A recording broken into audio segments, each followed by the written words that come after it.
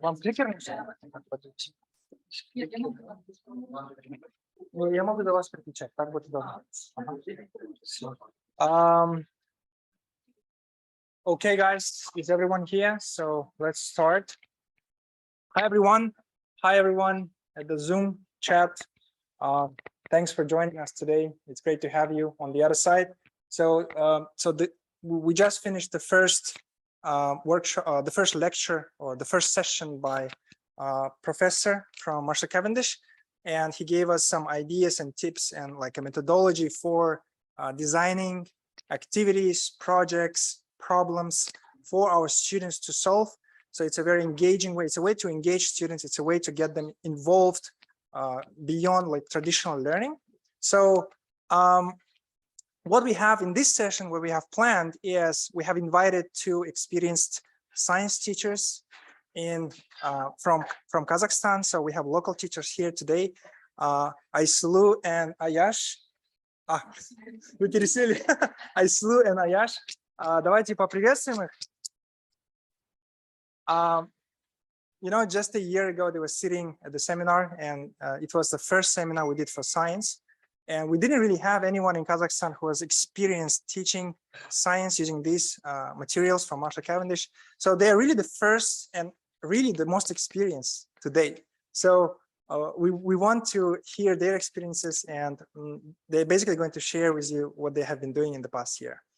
So Aisulu is a very brilliant teacher. She's a biology major, so she has science background.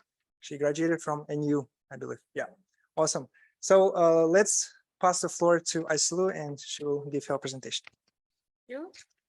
Welcome, everyone. I hope you're having a great time.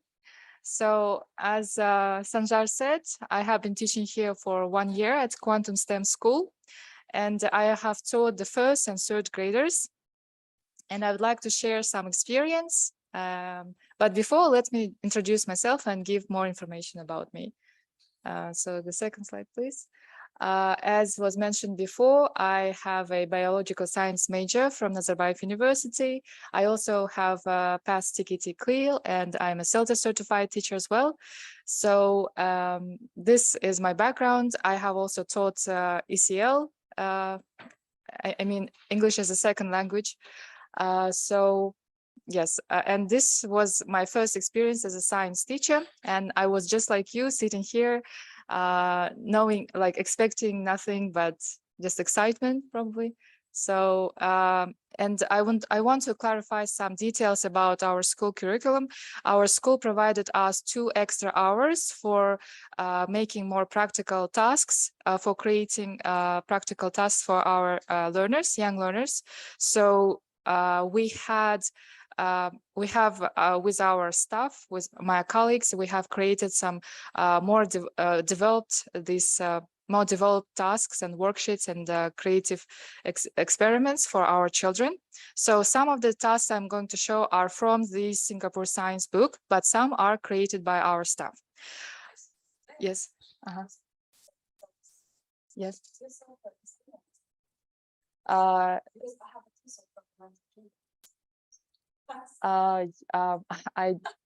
have been actually invited because I had CELTA, first of all, to the school. Yes, so I have I have PASE, so I don't know. Okay. Probably, yes, it depends on the administration, I agree. Okay, thank you.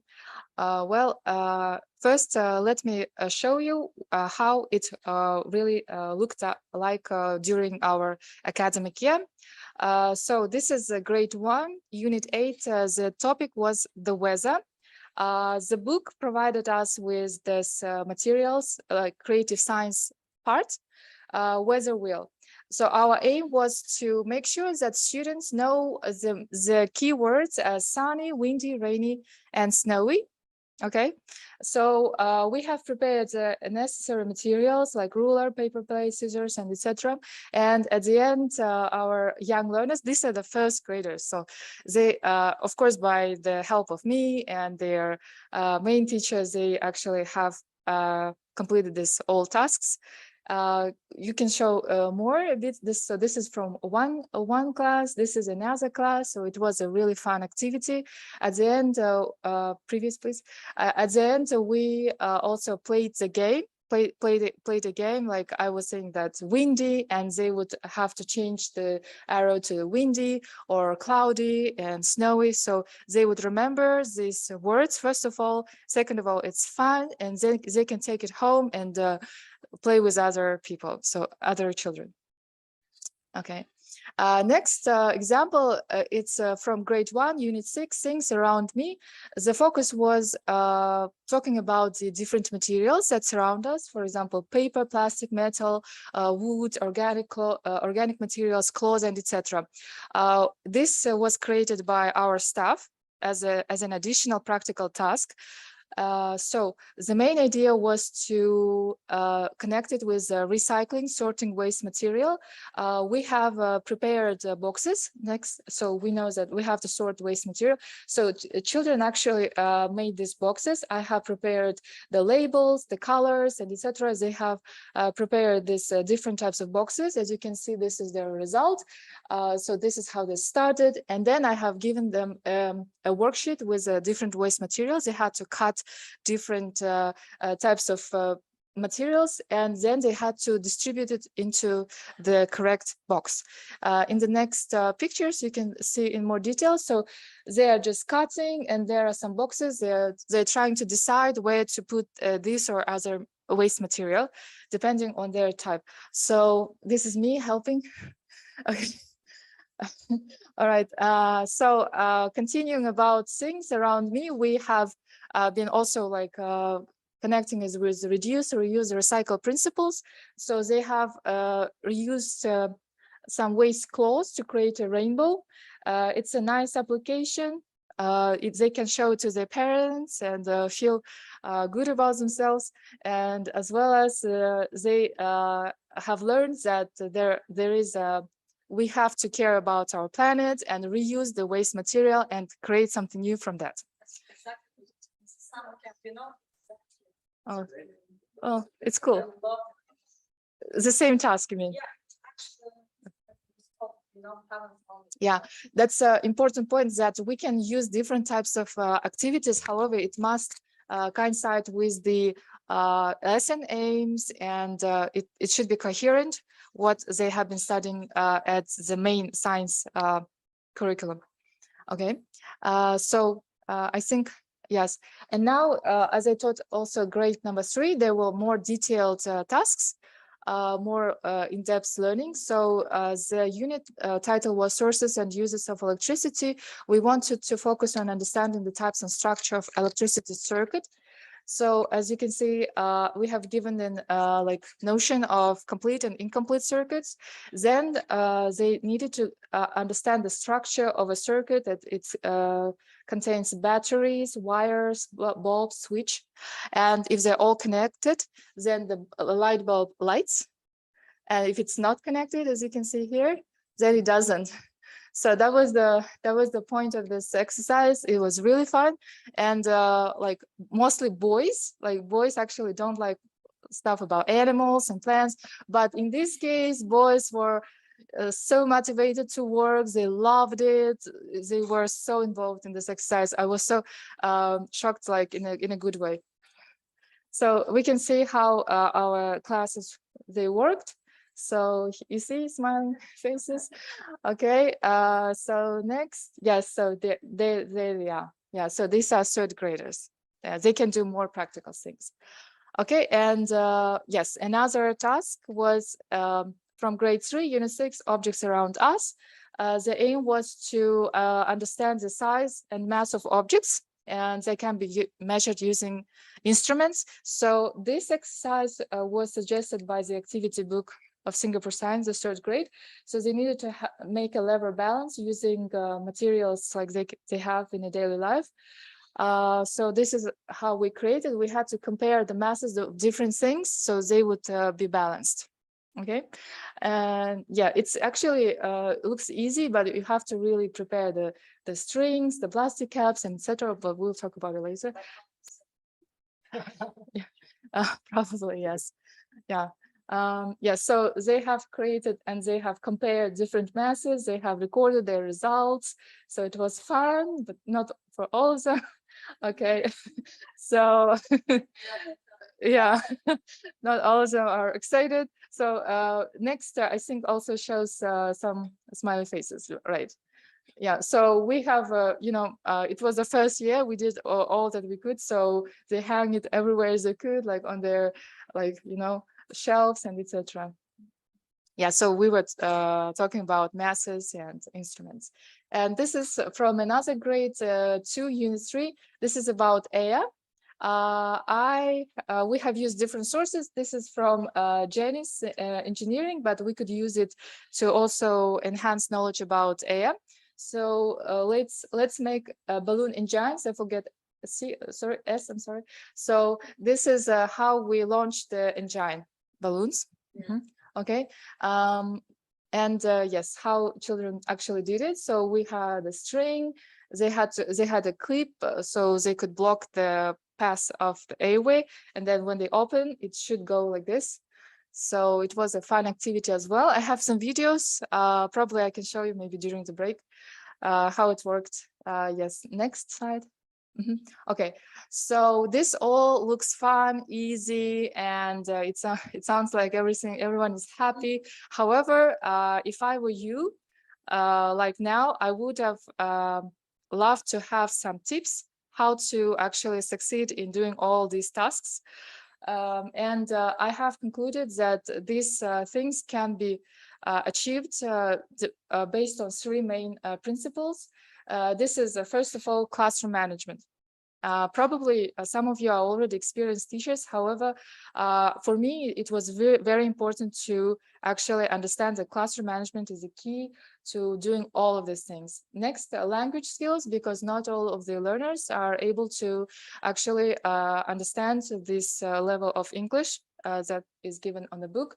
And practical performance skills, I will also focus on in details. So classroom management, increase learners' motivation. Probably you already have some seminars about motivating students, right? For example, you can use reward and penalty system. So reward for doing good in a team, or penalty, you can deduct any points if they are doing something not so well. That will encourage them to collaborate, work in teams, and help each other. Establish learning process routine. It means that they should know, they should expect what happens next. Okay, they should have some established routine, like first we do this and then that, and then the last thing. Maintain order in the classroom. Probably we all know about this. Okay, next, language skill tips. So focus on teaching guide. It's a very helpful source that helps you to focus on target vocabulary, terminology, functional English literacy. Also, it's a good idea to design some additional worksheets for some lessons, and maybe use it as an assessment as well. And apply clear principles. Probably you will talk about it later in detail today. All right. And then the last is practical performance skills. Please. So here it's very important to actually prepare all things in details. First of all, be aware of learners' ability to use tools.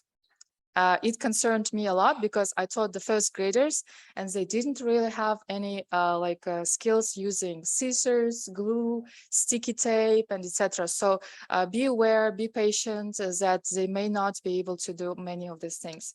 And prepare your, and remember about safety precautions regarding this. Like you should be really careful how they use some sharp items. Check the list and quantity of materials from teaching guide. Teaching guide provides you all the list of materials that is necessary, and it's really good to check it in advance, like before 1 or 2 weeks before. I don't know how you organize it. Probably the school provides some materials. Maybe you can ask from children, or you can find it somewhere else. So list and quantity of materials depending on the number of students and etc. When you're showing how to do things, try to demonstrate. try to model the activity. It's not enough just to give oral instructions. It's important to demonstrate and show, and probably not once. So be patient with the very young learners. They may ask many questions and etc. So it's one of the challenging parts of the teaching process. So, and I hope it was helpful for you, and I wish you a great academic year. And if you have any questions, you're welcome to ask. Thank you so much, Aisulu. This was a wonderful presentation. It helps us understand what is really Singapore science. What can we do with all these materials, this methodology? We'll be asking you some questions. Yeah, okay. don't go yet. Okay. So basically, it's a great opportunity for us to kind of really visualize, right? What can we achieve in our classrooms? So now this is a great opportunity. They're only with us for this session. So ask any questions that you have regarding, science or teaching ESL, whatever. Yeah. Okay, it is also so great to see you because you said you could, if you knew these tips beforehand, so you could do better. And I'm just I don't have a question. I have this favor. Can you choose one situation where we were challenging, and how did you face the situation? Like, how did you cope with it? So probably it relates to Sanjar. It involves Sanjar. So he actually observed my lesson during the academic year, and I was at the time my classroom management was really not so well. My routine was not established at the beginning of the year, so I knew that there was going something wrong, but I tried different methods, and it somehow failed during that first 5-6 weeks, let's say. Then I received feedback, and I found out about reward and penalty system. I have designed such a system where I divided the students into 3 groups, and it was kind of a competition, and each group had to add some points to their team. Like each member had to do something to add a point to their team, and if they did something wrong, it will be deducted. The points would be deducted. So in that way, I could control the class, and since then, the things really have changed. Also, about making practical creative tasks, it takes some time to create something new. Yeah, we use different sources, videos, and etc. All sources possible. Awesome. Thank you for the presentation. I have a question. Yesterday we had a workshop and we saw the books, the Singapore design books, right? And also we heard about the methods, about techniques, about the approach itself. And we know that there are a lot of theories applied, right? Like TBL, PBL, Vygotsky's theory. And I was wondering, CLIL and the standard, the Singapore books, they are designed almost based on the same theories, except for language. During your classroom practice with Singapore method, did you apply the language part, and how? Okay. So as I worked as an English teacher, actually at the beginning I focused on mostly on language, to be honest. So what I did was I would look at the let's say I would look at the book, and the books have some highlighted words, as they are in bold, given in bold. Yes, and there are some key ideas. For example, when we talked about animals. Let's say the chapter about animals, this is the first thing that came to my mind. They were like animals, and they needed to, I created such a worksheet where, for example, the bear is big. So, and I would actually like make it like, how to say it? So I would actually leave a gap for big. So the students have to write themselves big, or for example, the mouse is and small, they would have to actually spell the word. So, so they would actually focus on these adjectives. Or when we talked about living, non-living things, we used the modal verbs as can or cannot. So for example, living things can breathe, can move, can have young, and etc. So I would focus on the words like can and cannot. Yeah, yeah, sure. Yeah, we know that multilingualism, and we have different children with different backgrounds, right, from different countries and with different cultures, and we need to include all of them and use their knowledge as a resource. But the question is, do you plan in advance the language compartment in your lesson plan, like language objectives, the tasks, how they will go, what afterwards, or it happens automatically during the lesson? Well, that's a very good question. So your question is about how I plan my language skills, like how I present, right? So it happened so it had some progress, let's say. When I first just arrived and I was facing these young children, I just started like this. I just started explaining everything in English, and I see those lost eyes. So especially it was very difficult for practical tasks because they wouldn't even understand it in their native language. And in English, it's almost impossible. So what I did was I would grab their attention using like the language of the study, like Kazakh or Russian. And then when they feel comfortable, they know the context and etc., I would do some drillings. Let's say we talk about something big, and I would use like total body response exercises when they have to stand up and dance and then chant with me some words. I'm talking about really young learners, so probably that works with them. Then I would actually drill the main words. For example, they don't know, so they only understand push and pull. They have no other idea what it means. So I explain, for example, push, pull. So, and they do it with their objects, like with their chairs, and like push and pull. They don't know how it sounds in Russian or Kazakh. It's just it just formed in. So we were given like we were instructed to use the concepts to use the concepts only in English, but other explanation context we had to use it. Otherwise, we wouldn't have any connection with our students. Yeah, thank you. Yeah. And I want to add a little bit. So actually, I know that there is an area of growth. So for me, I have another aim for the next year. Like Sanjar also mentioned, he had the second observation. So I had another feedback, and on the feedback, I received that I need to develop more meta skills, which were about actually communication in the class. So developing communication between students and between teacher and students, using more like English vocabulary. Let's say stand up, sit down, open, cards, I don't know, paste, whatever. So yes, this is my area of growth, and I'll be working on it in the future. Thank you. And one more last question. Yes.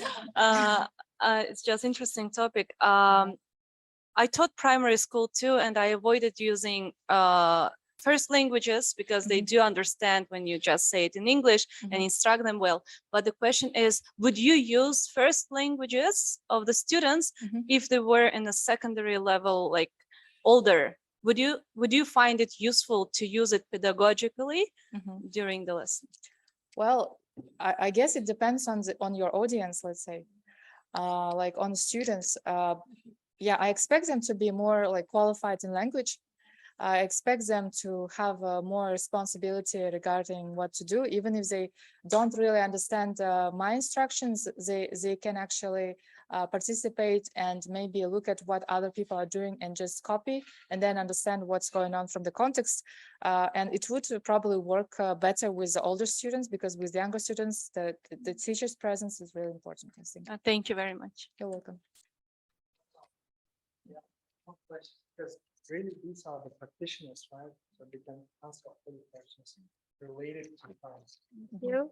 My question is, I'm a new teacher, so isn't it like time consuming? Like Yes. coming up with ideas, projects, like is your every lesson like that, or do you have normal boring lessons too? Like I'm not criticizing you, I'm just curious about it. Can you repeat your question? Sorry. My question was like, does my every lesson has to be like that, like interactive, like activities, etc., like not on textbook way? And do you have any shortcuts, like to not make it so time consuming? Time consuming regarding my preparation? Yeah. Okay. Well, I have a tip. I have subscribed to Twinkle. Well, yes, that really is my life. I would pay like $2-3 a month, and like my head would be like even a little lighter. Well, that's the only hack I actually invented. Otherwise, to be honest, it was a tough year for me. Thank you. Well, it was a tough year for me. So during the week, so it's just my experience, no judgments. So during the week, I wouldn't really sit and plan because I would be really exhausted by already teaching, you know, and I would really spend my weekends doing all the planning. Yeah. So yeah, and actually it's also time consuming, you know, as I said, it's based on 3 things. I had to prepare class management tools. I had to think about, oh, how am I going to control them today? Second, what worksheets should I prepare? And third, what materials, where to get them, how to buy them, blah, blah, blah. So it has 3 directions for every lesson. I have to think about 3 main things. So be ready. Okay, thank you.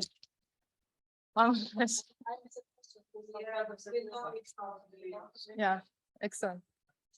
Yeah, it's not easy. Okay, so I have a question. The first of all, thank you for the presentation. That was like really informative. Well, the question is, what kind of advice would you give to someone who is new at teaching? Actually, that was the advice that I just said. I mean, these are the tips that I would give myself if I were the first, like you. If it was my first, yeah. No, unfortunately, no. Yeah. As you can see, in every class, it's kind of crowded. Well, thank you. Thank you. I mean, there is someone from yeah, so that's why I was talking about the classroom management. Think about how to manage your class. Think about how to interact them. So in easy words, know how to control them. Okay. Second, make your think about worksheets, like about language and their understanding, like for formative assessment, let's say. And third, be ready, like give yourself more time to prepare for practical tasks, and think about if they can do it or not before you prepare it. Thank you.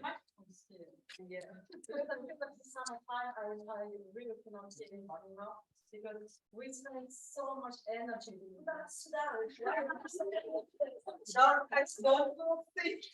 Yes.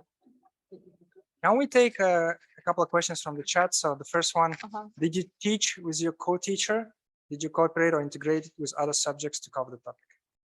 Well, there were some topics that would be related, be interrelated between English and science. For example, yes, integrated with English. So sometimes our English teacher would be so happy to know that we already have talked about some of these topics. So for example, about the weather or the colors and etc.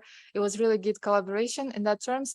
However, co-teaching was not so, let's say, developed in our school. However, it was suggested, but the one way the co-teaching worked was, of course, I would consider advice from our main teachers, like the class teachers. I don't. Yeah, sorry. Homeroom teacher. Yes, homeroom teacher. Yeah, I forgot the term. Homeroom teachers advise about their abilities, about how to interact with them.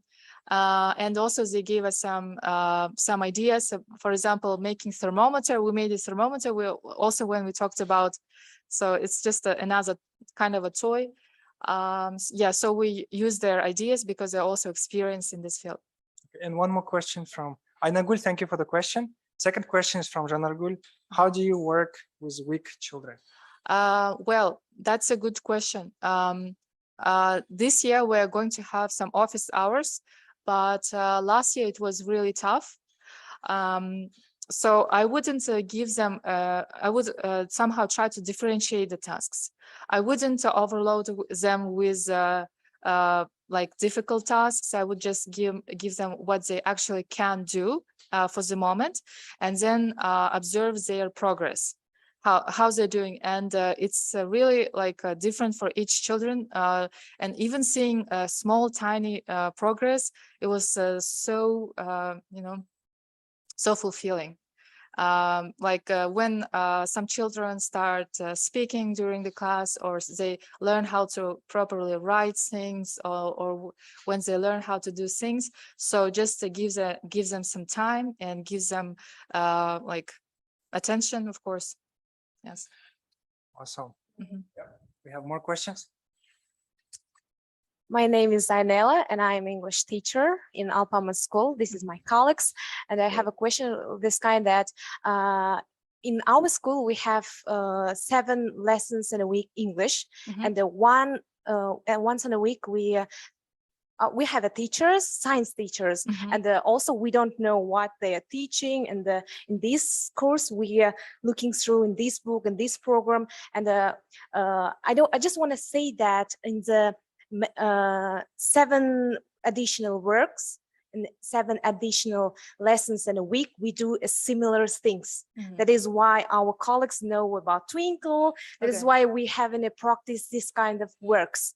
And my questions like this: how in your administration school science lessons going on with English, how they're connecting like that?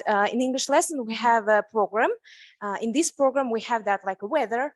Maybe it will be in the 3rd term, but in your term, like a science, it's starting in the 2nd term. Yes. So you should do you changing some things by English, or you're going in your own plan? So last year we didn't just try to make them go like coherently. We just thought using our own plans, based on our own plans. It was just a coincidence when like, oh, they already started this, and they already know that, so it was easier for me to do it. But we didn't really focus on each let's say topic, so it would actually coincide. And there is a quite difference between English and science, because I know how English works. Like you focus on the words, making sentences, on the verbs, and some other parts of speech. However, on science lesson, if you probably go on teaching on the teaching guide, you'll see that the focus is completely different, and they learn about things from different perspectives, and they widen their horizons about anything. Thank you. But also in our additional lessons, like 4 additional lessons, we are making this kind of works, but it's really hard to waking in this type 4 times in a week with one grade. Yeah, with 1 yes. hour, you mean? Yes. No, we are waking 4 in a week with 1 class. Waking? What do you mean waking? Working. Oh, working. Sorry. We're working with 1 grade 4 times a week, like a science. Okay. But also it's too hard for us. But when we're working once in a week, it's really good to make this kind of tasks, and really positive. It will be very funny. In English, we're focusing in English grammar, in English worksheets, or etc. But in science, how I understand in this course, science is a more like practice, as I know. So, thank you. Yes. Let's add on to this comment or question. So of course, science is science. So here the focus is on science primarily. However, you're also teaching English as you go along in context of science. So it's a great kind of environment context for teaching language. It's not like strictly formal language teaching. It's more like less formal language teaching, because students are just picking it up from the textbook, from context, by interacting with each other, by having to do tasks in English. Of course, teacher has to introduce vocabulary, like there is science vocabulary, so there's word wall. All your standard techniques will be still applied. Now, it doesn't mean that all they do is do these kind of applied practical tasks. No, it's still a lesson. It's still regular learning. So there will be there's provided presentations, there's people's books, right? In addition to people's books, we don't have them here today, but we also have, in addition to these people's books, we have workbooks. So there's practice that they can use, that they can, during the lesson, you can basically engage them in a traditional sense as well. So it's not like they have to just do something. Yeah. I have one little tiny thing to add, is that the science book focuses on critical thinking. It develops their yes, right. They must answer the questions. They must look at the same problem from different perspectives. And I have my colleague. She's an excellent English teacher, and I know she also does quite similar things. But I know that her lesson objectives are quite different from ours. And of course, we in the first 2 hours, we discussed the theoretical part, we answered the questions, we provoked their thinking abilities, critical thinking, and the problem solving, and etc. So it's I want to just make it clear difference. Mhm. Thank you so much, Aisulu. This was wonderful. Oh, we have one more. I don't need that. Okay. Well, in contrast to the question a while ago, like how do you deal with the weak children? So you have mentioned already you gave extra attention. My question is, how do you deal with hyperactive students? Because like, you cannot expect everybody to do the same way. Like, you're doing something and there's someone just run around or start punching someone. So if ever you have the same situation, what did you do and how did you handle the situation? Okay, it's a very good question, because I also struggled with this. Because I have some high performing students. And what I did was, I didn't succeed all the time, to be honest, in working with high performing students. However, I would actually prepare just some extra tasks that would occupy them. Yeah. Or I would give them extra responsibilities.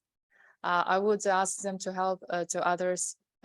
But mostly, if it doesn't work, then I'll just give them more extra tasks. Do you guys have a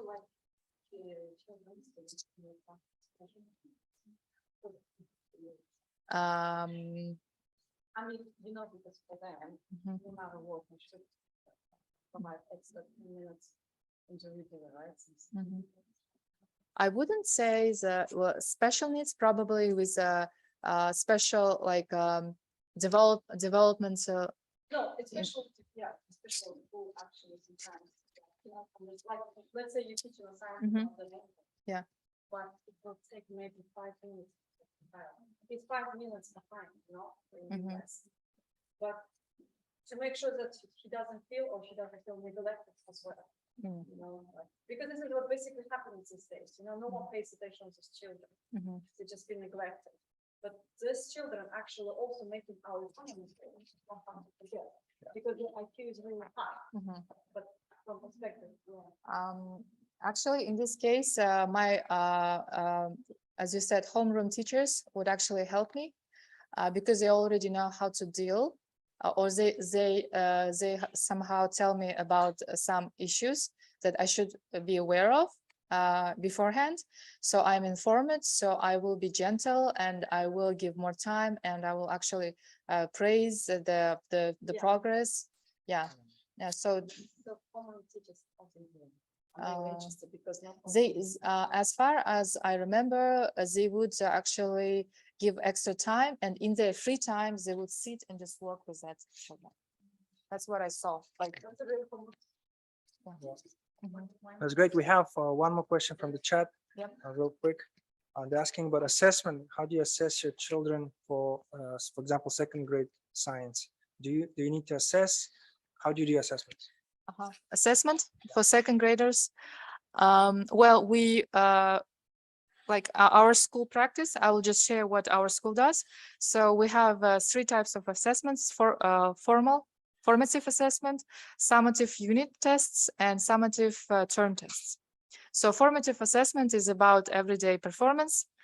We just observe how they're doing the progress. Unit tests, actually, the book provides the question bank section.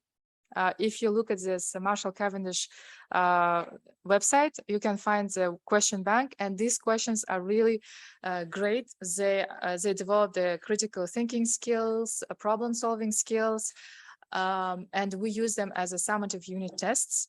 If necessary, we provided some translations for some students into Kazakh or Russian languages as well.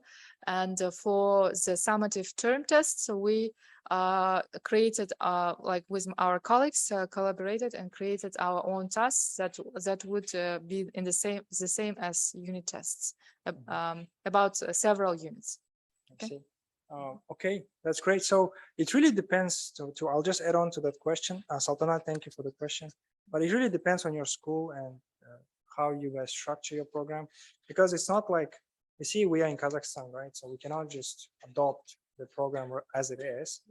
In fact, Singaporeans tell us that you have to kind of work in your own context. So depending on what the local assessment practices are, you just apply those.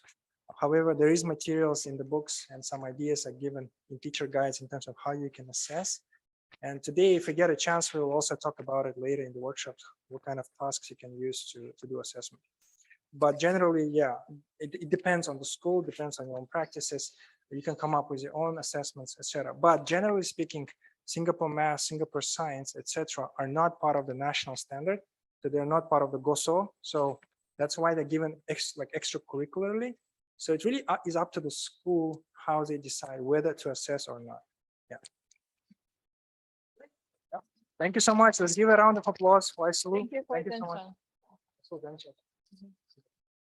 So now we will welcome our second speaker for today.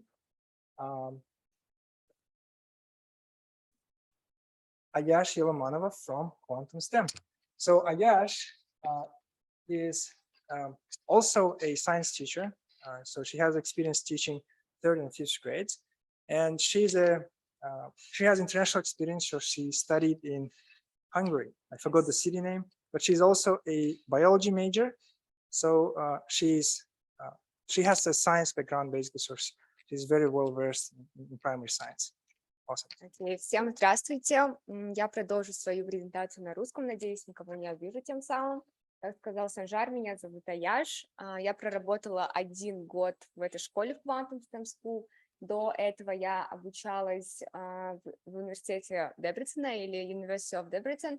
Я проучилась 3 года на специальности биологии. После окончания я сразу же приступила к работе преподавателя. Я не имею педагогического образования, я имею лишь профильное биологическое образование. Поэтому для меня это было совершенно что-то новое. У меня нет никакой методологии, да, как может быть у вас. Но тем не менее, методика Singapore Science, там все расписано, и это очень-очень сильно помогло мне. Также я в прошлом году сдала CLIL свой первый раз и IELTS. Так, sorry, давайте выйдите, да? Я тоже покажу работы своих детей, которые мы делали. Так, у меня были это 3-й классы и 5-й классы. Мы проходили тему Our Amazing Body, проходили разные системы в нашем организме и делали вот такие вот брелки. То есть они вырезали человечков из белой бумаги, рисовали систему, кровеносная система, скелетная система, мышечная система, система пищеварения. И затем это все объединяли в одну вот такую вот поделку, и сзади писали функции каждой системы. Ему это очень нравилось, и это было на первых этапах, то есть это сразу делает очень классный introduction в программу. Ой, сори, бывает. Следующая, эта тема была про погоду, different weather conditions. we also did like such types of things. And I really like the creative science rubrics, like all of them, like super exciting for them. You have to do something with your hands. Здесь они используют, получается, краски, трубочки и просто бумагу, абсолютно самые бытовые предметы, которые они используют ежедневно. И они, получается, дуют в трубочку, и краска разлетается в разные стороны. Тем самым они видят то, как работает ветер, и получаются очень классные картинки. Следующее, это уже в 5 классах. Мы делали модель дыхательной системы. Здесь, получается, вы надеваете шарик на конец бутылки, и когда вы тянете за эту часть, она подразумевает диафрагму, тем самым шарики сдуваются и показывают, как легкие наполняются воздухом. И эта вся конструкция работает очень круто и тоже, то есть показывает наяву, как работают наши легкие. Также здесь в Singapore Science очень много внимания уделяется командным работам. Чаще всего они делают их вместе в группах, и они защищают различные постеры на разные темы. В основном это может быть revision, да, когда после каждого юнита они в группах собираются, делают постеры и затем выходят и объясняют друг другу. Здесь тема была how to stay healthy and safe, то есть разные привычки, healthy and unhealthy habits, правильное питание, спорт, что нужно быть очень осторожным, допустим, со шнурами, то, что необходимо спускаться по лестнице во время пожара, нужно быть аккуратными также, допустим, в душу, что можно легко поскользнуться. Также в нашей школе мы в прошлом году в конце апреля, в начале мая провели первую научную выставку. Это очень часто применяется на Западе. Опять же, они делятся по разным командам, я их сама делю, затем даю какой-то список тем, потому что все равно это дети, им очень сложно выбрать какую-то тему, да, затем ее досконально изучить. They have to do the background research, they have to create their own hypothesis, to write their material list, and also they have to do the practice, or it can be survey maybe. И опять же, Singapore Science дает очень хорошую базу для того, чтобы они могли это делать самостоятельно. Конечно, так как это было в первый раз, они пришли абсолютно из разных школ, то, соответственно, мне приходилось им помочь, да, как найти достоверные ресурсы, допустим, как искать в интернете. И, конечно же, эксперименты, да, допустим, здесь они изучали, почему же все-таки яблоко становится коричневым, да, когда оно долго находится просто раскрытым на воздухе. Okay, next one. Здесь они изучали, как работает электричество. Здесь вот поделка, ее не видно, к сожалению. Получается, лампочки, они загораются, и как сделать такую поделку, чтобы они все время горели. Получается, мы проводили фольгой, да, алюминиевая фольга, она подсоединяется к батарейке круглой, да, кнопочной, к таблетке точнее, и присоединяется к LED-лампочкам. Тоже было очень круто. Следующее. Вот этого how electricity current is conducted through aluminum foil. Okay. Следующее. Здесь уже 3 класс, соответственно, с 3 классами намного сложнее работать. В 5 ты хотя бы как-то можешь, да, там отдельно оставить, и они могут самостоятельно дома посмотреть в интернете. В 3 же классах у них не так развиты скиллы того, чтобы они могли использовать интернет самостоятельно, но тем не менее очень круто, когда попадаются отзывчивые родители, которые берут на себя какую-то ответственность того, чтобы подготовить ребенка к такому вот состязанию. Здесь дети выращивали кристалл. Можете показать следующее? Ой, я не вставила. Oh, sorry. Ладно, мы из сахара, получается, из концентрированного раствора сахара выращивали кристаллы. Тут, к сожалению, не видно. Получается, там на гвоздик, его подвешивают на веревочку и спускают в банку, да. И затем, получается, сахар, он испаряется и на этой веревочке появляется. И Да. получается узбекский нават, если кто знает. Вот. Окей. И, между прочим, вот это вот очень классно показывает то, что такое Сингапур Сайенс, потому что на начальном этапе у родителей очень много вопросов. А что такое вообще Сингапур Сайенс? Чем это отличается? Почему это необычное естествознание, которое преподают в государственных школах? И здесь же очень хорошо развиваются навыки исследователя, observing, prediction skills, да, то есть они могут руками потрогать, пощупать, и в науке очень много абстрактных понятий, которые сложно объяснить языком, да, это легче один раз пощупать, потрогать, провести какой-то эксперимент, показать процесс, и тогда дети будут, у них это будет откладываться в голове, и они это будут понимать очень хорошо.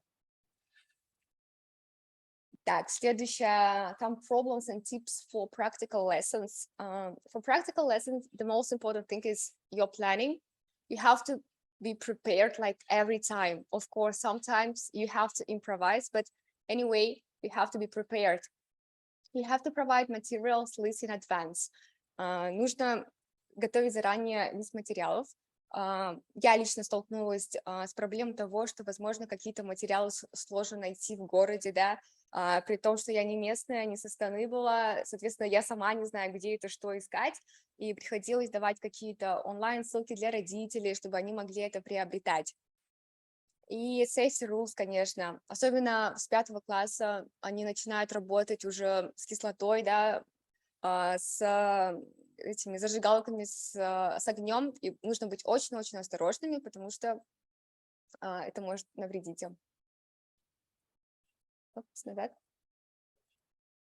And for theoretical lessons, pre-teaching vocabulary. Это то, что я поняла для себя только во втором полугодии. Очень круто давать детям заранее весь лист слов, которые они будут использовать на протяжении всего юнита. Опять же, здесь очень круто, если родители вам будут в этом помогать. То есть мои родители были заинтересованы в том, чтобы их ребенок понимал, что происходит на уроке, поэтому я скидывала просто таблицу, с одной стороны на английском, с другой стороны на русском, и на следующий, это я давала на выходные, то есть на следующую неделю они хотя бы уже знают, да, какая тема, во-первых, какие слова будут. Я не заставляла их заучивать, чтобы на следующей неделе они вызубрили их, и все у них отскакивало от зубов. Но они хотя бы понимали или такие, да, я это слово помню, то есть я помню, я учил его.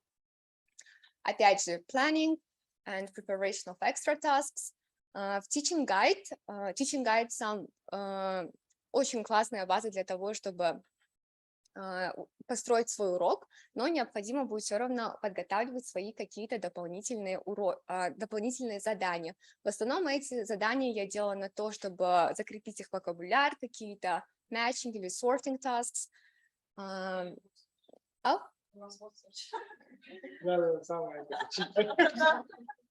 тоже грешил.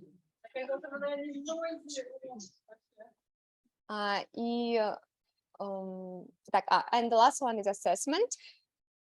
Provide hints or translation. Опять же, было очень тяжело в начале, потому что у них нету английского такого вот прям супер, да, возможно, они знают местоимения, какие-то простые, да, там, грамматические основы, но там в самих это как называется?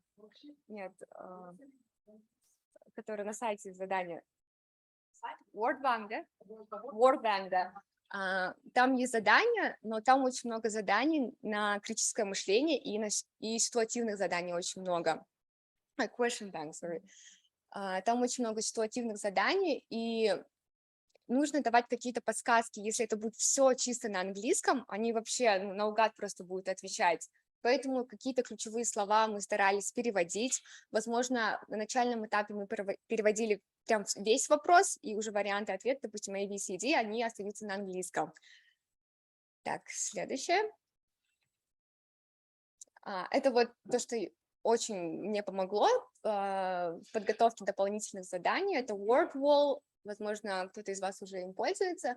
Здесь множество разных шаблонов, где вы можете использовать новую терминологию, Какие-то из них бесплатные, какие-то из них платные, но я тоже оформила подписку, там, типа, $1,5, может, $2 в месяц.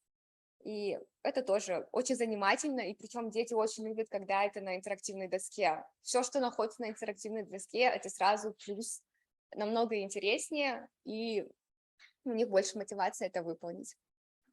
Окей, все. Thank you, guys. Спасибо всем. Да. Okay, so great presentation. Thank you so much, Ayash. So now we're going to ask some questions from the audience and from the chat. Okay. Do we have some? Yeah, awesome. Спасибо большое, Аяш. У меня вопрос такой, вот почему его вам задаю, потому что ну, это как бы линк, да, у меня тоже нет педагогического образования, вот, и возникали ли у вас проблемы с родителями, возможно, да, или, ну, скорее всего, с родителями, о том, что, получается, вы своим предметом владеете, конечно, они это спору не подвергают, а насколько вот то, что у вас педагогического образования нет, не является ли это как бы вашим минусом, проблемой, да? И, ну, вот какие-то были ли челленджи, вот именно потому, что вы не педагог? Лично это для себя, да, ты можешь чувствовать себя как-то неуверенно, да, казаться, что мне не хватает этого. Но я думаю, здесь еще играют ваши личностные качества, да, если вам это нравится, вы хотите это сделать, то я сама по себе очень стараюсь быть ответственной, дисциплинированной, и мне это очень сильно помогает. При этом еще школа проводит различные тренинги, семинары и курсы. И на начальном этапе, допустим, я вот закончила университет, и летом Санжар также, вот как и вам, проводил семинар, то есть я имела какое-то представление вообще, что такое быть учителем. Поэтому мы всегда говорим родителям, то есть, что вот у нас курсы, тренинги, мы проходили семинар от Санжара, допустим, и они как-то более-менее успокаиваются в этом плане.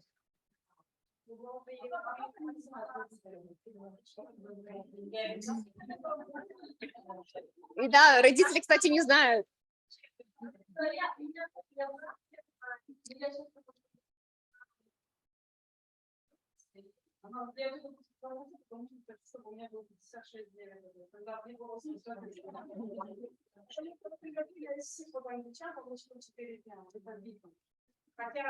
А я не знала, кстати, что вот не получу этого.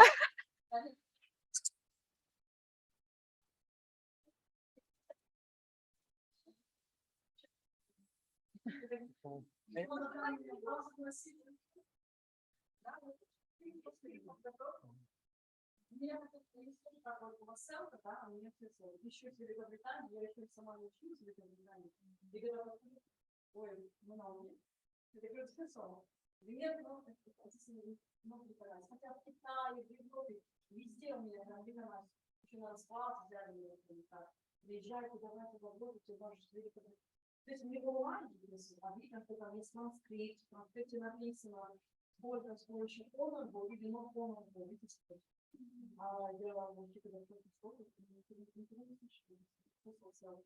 так что я понимаю, надо вот еще на себя подумать. Гибкость, ответственность. Так, хорошо, отлично, но это такие уже вопросы организационно-бытовые, да, скажем, очень насущные, я согласен. Ну, давайте чуть-чуть по теме, да. Конкретно вопросы по science, по teaching, по практике. Вот, наверное, Аяш, я к вам вопрос тоже задам. Вот вы когда пришли вот в сентябре, в октябре, вот расскажите, в начале года какой у вас опыт был, какие проблемы, what kind of difficulties you had when you started? The first couple of months are usually the most difficult. Хорошо. Ну, во-первых, это была боязнь, просто очень страшно, особенно когда ты только выпустился, никогда не работал по договору, да, соответственно, это тяжело было. Но мне помогли мои коллеги, у меня оказались очень-очень отзывчивые, дружелюбные, они меня поддержали, классные руководители поддержали. Я также была подписана на разные инстаграмные эти странички, да, где про teaching, то есть это мне тоже помогло. Я вообще чаще всего беру пример со своих коллег. И, конечно же, литература какая-то дополнительная, когда у вас возникают вопросы, вы всегда это можете найти, прочитать, спросить. И просто нужно не бояться. Не бояться, да.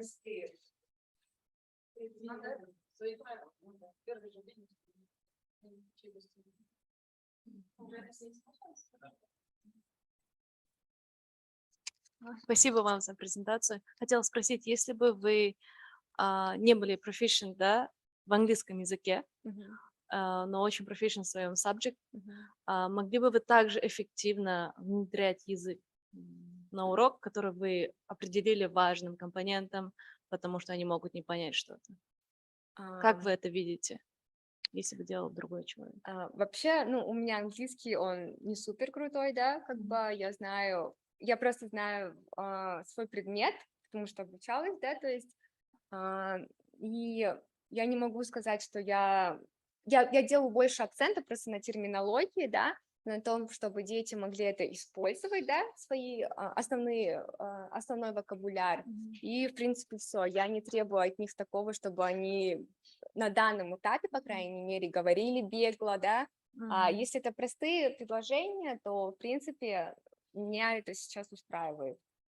Особенно в начальной школе. Ага, в начальной школе, Да. да? А если бы вот в старших классах, насколько важно было бы их fluency, accuracy is not Конечно, that это important? очень важно, я считаю, особенно если это 9, 10, 11, то там без language proficiency, ну, мне кажется, делать даже нечего, потому что там уже им поступать нужно в университет. Хорошо, спасибо большое. Отлично. Спасибо. Тут у нас еще есть вопрос. We have one more question. The question is about preparation. Like, is it difficult to prepare for lessons? How do you do your preparation, etc. In particularly for fifth grades. Fifth grade. In my own experience, preparation for the third grade and teaching third grade was much easier, like than the fifth grades. Возможно, потому что они взрослее, да, у них уже происходит переходный возраст. И для 5 классов у меня была проблема именно с classroom management, потому что там мальчики очень-очень убойные, хулиганы. Но, тем не менее, я всегда старалась с ними разговаривать просто как со взрослыми, лично для себя, не кричать там, а говорить, ну, вот я же тебя прошу, неужели тебе так сложно это сделать? И тогда они входили в твое положение, и особенно круто разговаривать с детьми индивидуально. Если это какой-то хулиган, не нужно перед всем классом его ругать, а лучше вывести и поговорить за пределами класса. Тогда они больше это воспринимают и понимают, что ты с ними разговариваешь как наравне, да, face-to-face.